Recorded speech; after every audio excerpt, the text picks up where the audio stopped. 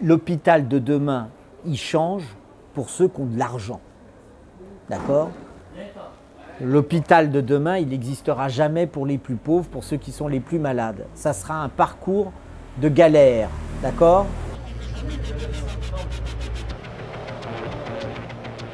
On n'en a rien à foutre des malades.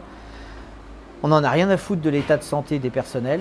On n'en a rien à foutre du fait que les infirmières sont sur les genoux et que c'est très difficile et qu'on n'en retrouve plus d'une ampleur en fin de journée.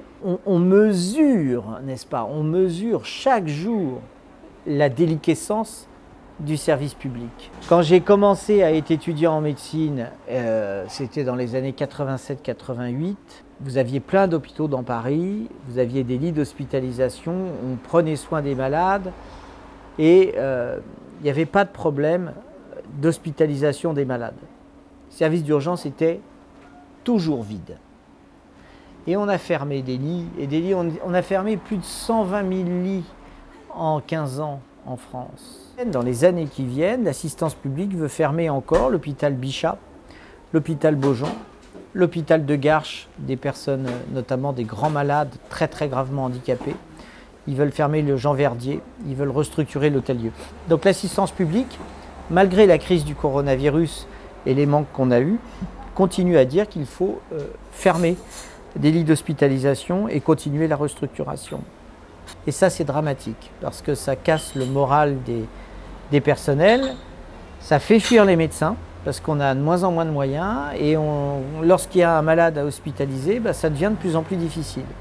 Les hôpitaux sont en danger, c'est-à-dire que là, on a l'impression, vous savez, c'est le mot du président de la République au début de la crise du coronavirus, qui a dit on va s'occuper du système de santé quoi qu'il en coûte. Bon ben voilà, le quoi qu'il en coûte, il a engendré plein d'espoirs qui sont à la mesure du désespoir qu'on a en voyant les idées qui sont en train d'arriver, qui sont rien d'autre que des idées néolibérales, de casser le service public, de limiter l'accès aux soins, alors que, si vous voulez, les principales victimes du coronavirus, partout dans le monde, ce sont ceux qui sont les plus pauvres.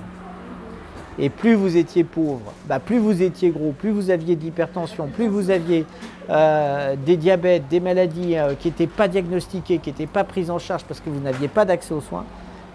Et voilà, du coup, le coronavirus nous a montré toutes nos faiblesses.